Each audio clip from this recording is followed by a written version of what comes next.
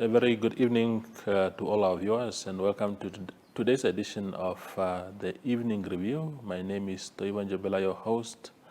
These are the headlines in tomorrow's Namibian Sun.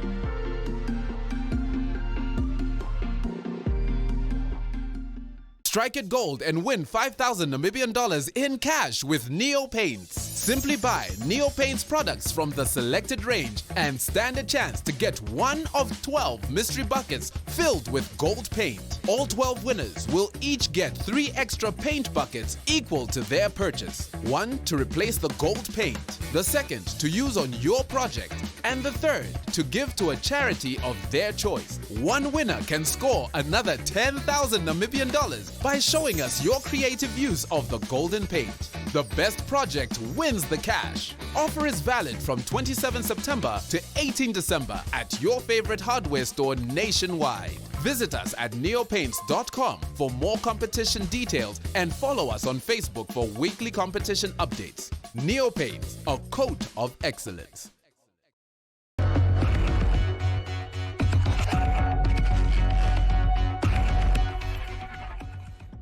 Tonight on the show, we are joined by Ciske Smith-Howard. She is a councillor for Swakopmund Constituency in Erongo region and also chairperson of the regional council there, who made news since yesterday for being suspended by her party, the Independent Patriots for Change.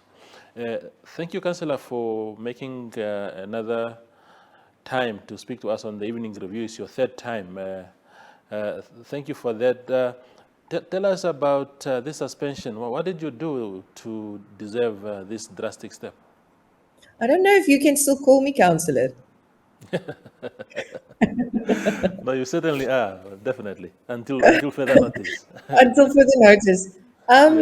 Well, you know, it's actually what happened is I had a meeting yesterday in Windhoek at the head office of the party with our National General Secretary, Dr Itula, and Councillor Brian Black. And the reason why I asked for the meeting is, I don't know if you remember a short while back, the news came out about the IPC councillor in Henties Bay who had seemingly stolen from his council while he was an employee at the municipality. And they then relieved him of his duties in 2018 after investigation found him that he was guilty. And then the newspaper article came out about that. I posed the question to our regional leadership, what will happen with this? And the answer just constantly came back that the party won't do anything about it. It is what it is. This happened before he was a councillor, before he ran for office. Now, according to me, I strongly feel that we cannot make the thief the head of the institution from which he stole. This is not the party I joined. I joined a party that said zero tolerance. I joined a party that said there will be no time for conduct like this. If you remember Dr. Itula standing on podiums and saying, we'll pull councillors back, which is now done to me, ironically. And we will, discipline them and make sure these things don't happen. And I strongly feel it's a principal matter. I strongly feel we have a responsibility towards our electorate. They've placed their trust in us as a party and as councillors. And I promised my electorate that I will fight tooth and nail against things such as this.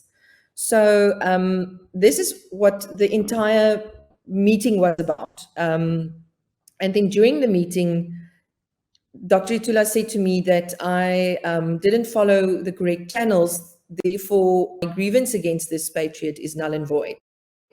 Now, I hand in an official grievance. It was done on a WhatsApp group, and on this WhatsApp group, things erupted.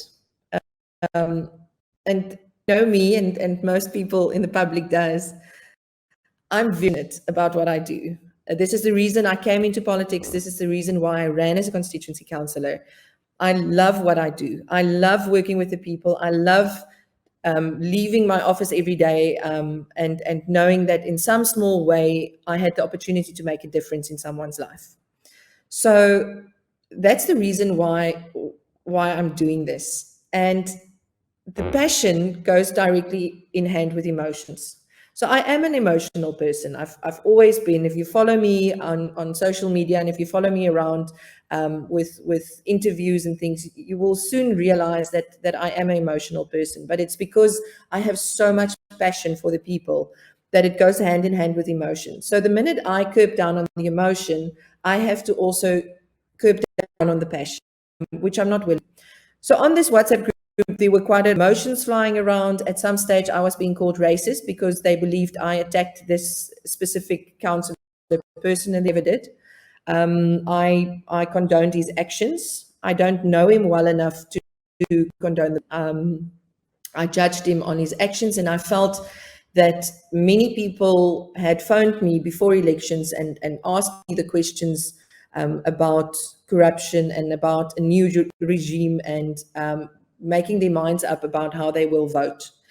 And there was lots of rumors that time going around, specifically about Dr. Itula, and I put the rumors to bed for the people that phoned me and said, look, if anything comes up, I will sit on the other side and fight for the rights of the people. And I don't care who I have to fight, even if it is in my own house, I will fight the fight for the people. So during that discussion yesterday, we were discussing this issue. And I kept on saying to Dr. Itula that I don't understand how I'm being persecuted as the one asking the questions about this councillor, but not so much as an investigation has been launched into his conduct, not so much as a letter or anything has gone through. Now, I did obtain a document in June this year from somebody that wanted to be a friend to the party, sent me this document, which was the council resolution that was taken on the matter of this specific councillor in Henties Bay. And I passed it on to leadership, and I didn't do anything further with it. So when the newspaper article came out, I asked them specifically, why wasn't this preempted? Because I did share the information with you. Now I'm being told that I'm causing division in the party because I'm standing up for what I believe to be a principal matter. Now today, I see that my suspension is based on a residency issue, which never came up yesterday. So it's as much a shock to me as it is to everybody else, because I kept on asking for the letter last night after the meeting when Dr. Itula autocratically suspended me. So he didn't consult with NGS during the meeting or Brian Black during the meeting. And if he denies this, I would put it to you to ask those two directly. But that's what happened. And he made that autocratic decision to just suspend me forthright. Yeah. It's interesting, Councillor, that you are using the word autocratic because it has been making a lot of rounds around the name of the party president, Dr. Itula, for a long time now. A lot of people who left the party or who had the run-in with him have used that choice of words. Is he an autocratic leader? As a matter of fact, in this specific instance, why do you label him as autocratic? Well, if you do a quick Google search, autocratic leadership means, also known as authoritarian leadership, is a leadership style characterized by individual control over decisions and little input from group members. So that's exactly what happened. I see. So do you then believe, of course, the decision to, maybe the manner in which you were suspended can be questioned as you are doing now, but do you think that your conduct overall has been honorable enough not to lead to that, or do you take some responsibility in what led to eventually you getting suspended? I think one always have to take some responsibility. I mean, I make my decisions about my behavior and my conduct, and I take responsibility for everything I do. That's the type of person I am. I don't believe in blaming other people, and that's why I stated in the beginning of this interview that I do get emotional, and I get emotional when it affects the rights of the people. So during these meetings that we had, which was not disciplinaries, which was not anything other than a simple meeting, at some stage I did become emotional. I got quite angry because certain allegations were made which were totally unfounded, and I felt I had to defend myself. So if they want to bring that into play as the magnitude for my suspension, I would do it any day and twice on Sunday. I would do it 400 times over again, because I fight for the principles. Indeed, and of course, I do not really know your your position within the party itself, but obviously being a councillor and the regional chairperson of a huge constituency as Erongo region, you are a senior person within the party, and there's been similar actions taken against other party members elsewhere, especially here in Windhoek, where at the city of Windhoek, we've seen councillors being pulled out now, I think twice now. The public is kept in the dark as to what was the conduct that led to the party withdrawing them from council, and then they get reinstated. There's a city of Windhoek councillor again, Desiree Davids, who was also suspended, and there's this wave of similar activities in the party. Does it worry you sometime? I mean, even before you were affected yourself by this kind of decisions, were you worried at any stage that there seem to be that kind of unexplained actions against party members? Well, I always said that if I'm not getting resistance, then I'm not doing my job well enough.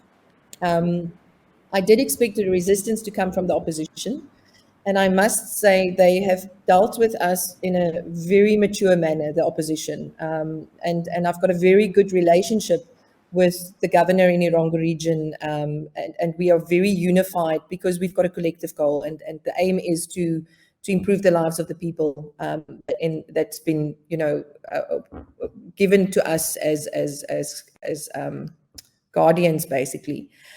And it did worry me that this might come, but I also felt that if it comes and it comes for the right reasons, then so be it. If I keep my side clean and I run, on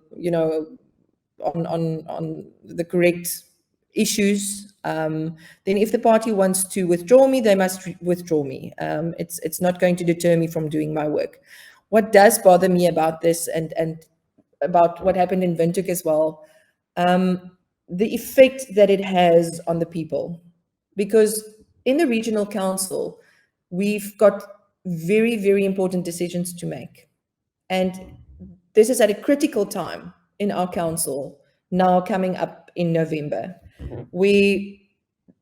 Decisions are going to be made that affects the lives of the people for the better. And I wasn't even consulted before suspension of what that effect would be, and at what point we are in council, and what motions are coming through. Nothing like that was being asked of me before the suspension. So I have to ask the question, does my seemingly actions warrant the punishment towards the people. Because that's what's happened here. This is the effect that it's having. And that to me is very disappointing and inexcusable, because people should have been consulted, because you are dealing here with an electorate. And the electorate was not just IPC members. A lot of people are being affected by this. So yes, I did run on the party ticket, but people voted for me personally. It's not like in the local authority where people voted for the party. I was elected on my name on the party ticket. And for me then to not be consulted as to what's going on in my council, whether this suspension will have an adverse effect on the people, that's unforgivable. Yeah. Now, yesterday, I suppose because your suspension was, it became a public conversation, and there was not enough information from the party as to what were the reasons. People started filling the voids with a lot of speculation. More than a couple of people yesterday forwarded me this message saying that you were suspended because of a fraudulent activity involving your name. They said that you fraudulently submitted false information to the Erongo Regional Council to prove something to do with your place of residence. Let me just read this one quickly. As per the document submitted to the ACC, the Honorable Chairperson doesn't permanently or temporarily reside at Helios House in Swakopmund. She's allegedly connived with Palm Golding estate agent to commit these fraudulent documents. She currently resides at 1 Oyster Catcher Street. Something to that effect. Do you know anything about this issue? What is it about? So that's, according to our Regional Councils Act, you have to reside in your constituency. Now, the Act doesn't stipulate specifically that you need to give proof of residence or anything like that. But we had it through our council, and we provided the council with our proof of residency through, when this came up. Now, for the party, because they are also saying this in the suspension letter, and this issue was never raised yesterday before I was suspended, but in the suspension letter, they refer to it. To say that Pam Golding, a reputable estate agency, worldwide estate agency, assisted me in a fraudulent document, that's a very, very serious allegation. And I can unequivocally say that they didn't. I have 5 properties, my husband and myself. I've got a property in Windhoek. I've got a flat in Swakopmund. I've got a warehouse in Swakopmund, and I've got a industrial plot. And we've got a holiday home in Long Beach. So now the ones that I submitted are the ones for Swakopmund.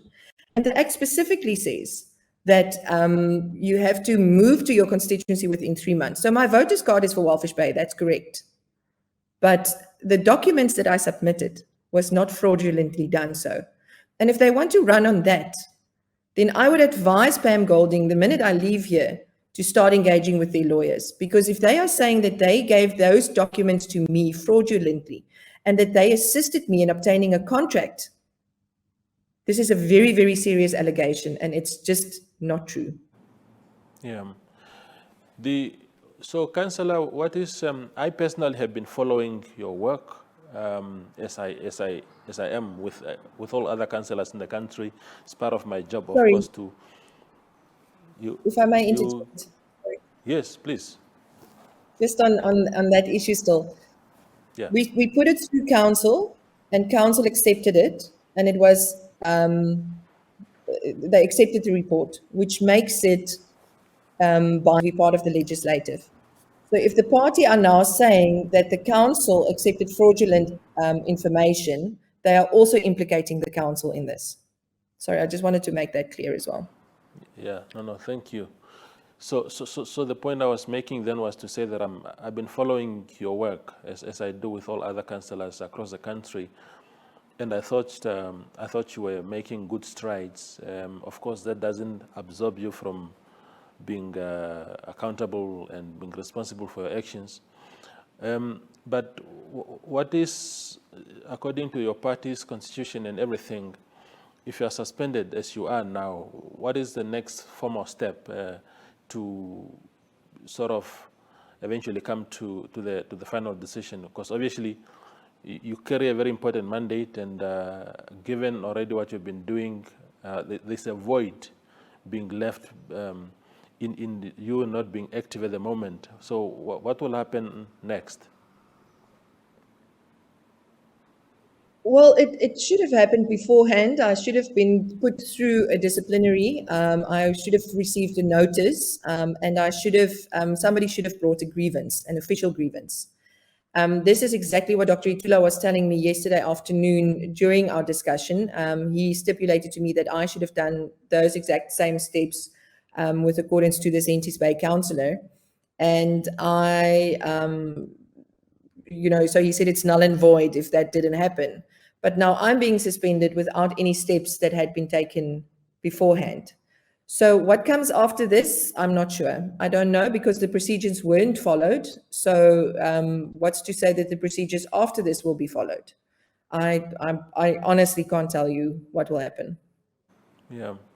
The final question to you then, Councillor, is give me a reflection, your reflection on IPC as an institution under the leadership of Dr. Itula. I'm asking this because the narrative that Dr. Itula is not running the party according to its constitution, according to the principles of collective leadership, they keep coming up. And we are obliged to discuss this matter as the media in particular. And we know that Dr. Itula rode on the back of constitutionality. That was always his narrative during the campaigns.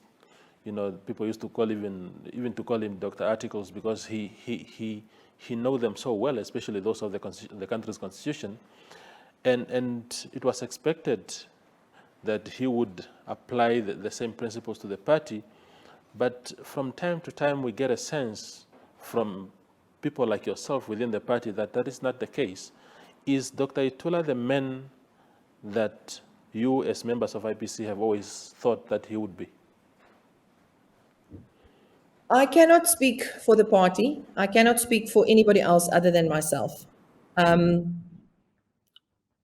this is a very hard-hitting question that you're asking, and I think it's a very fair question.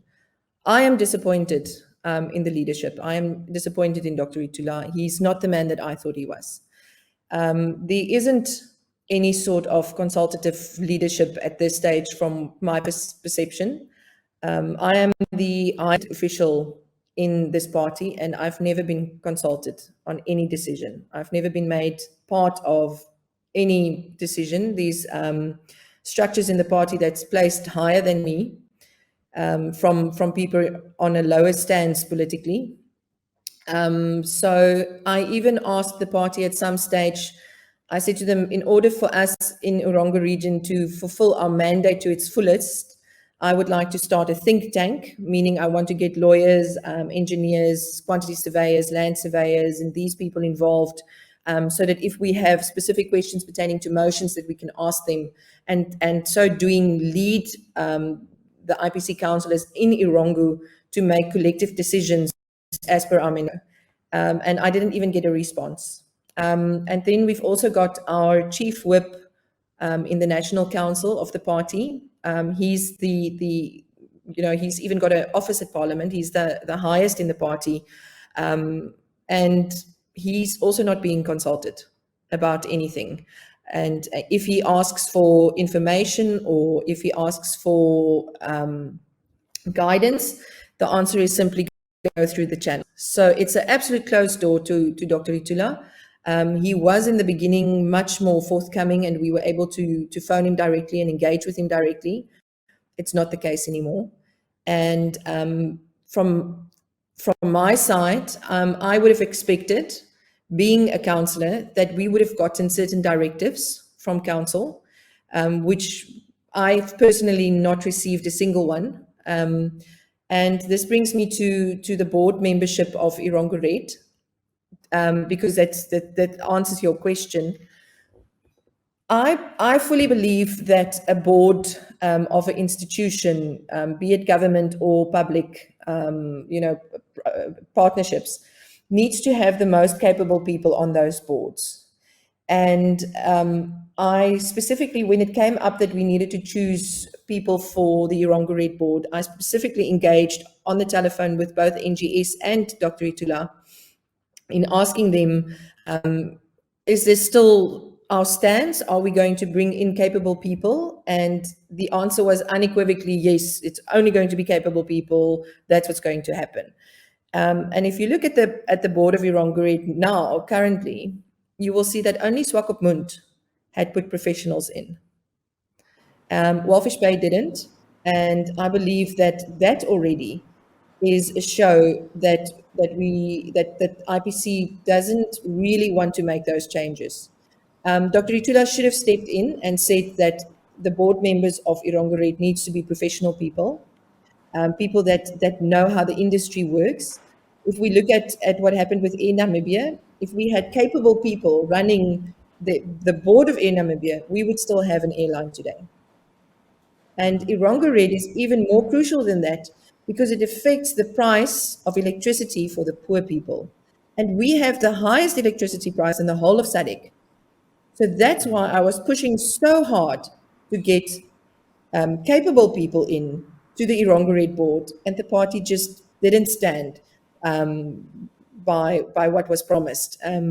So from my perspective, I've become very disillusioned, and I'm very, very, very disappointed in the leadership, because no consultations had taken place with us as top political leadership about these things. Indeed. And I'm not being disgruntled about it. I just want to make that clear. I'm not a disgruntled councillor now or anything. I've spoken about this before. The next thing that they will say is that I submitted the CV of my husband, which I did amongst 4 other CVs, because he's one of 2 people in this country that's done developments above $1 billion Namibian dollars. So he's also a capable person in the building industry. So that's why I submitted his CV. It wasn't for any favor. Our entire thinking behind this is that we wanted to donate whatever money we got from the sitting fees of that board to go back to the party. And we wanted to do that as a household for the collective effort to make sure that we bring costs down for the low-income people. Indeed. Councillor, thank you very much for your time and for shedding so much light on this issue in a very frank and honest way, it seems. So we'll monitor the developments and see how it goes, but thank you for making time. Thank you so much for taking time to speak with me, and I'm not going anywhere. I have a responsibility towards my electorate, and I will continue to work in whatever capacity it is to work for the betterment of the people. That's the promise that I made. Thank you, Councillor. We appreciate your time. Thank you.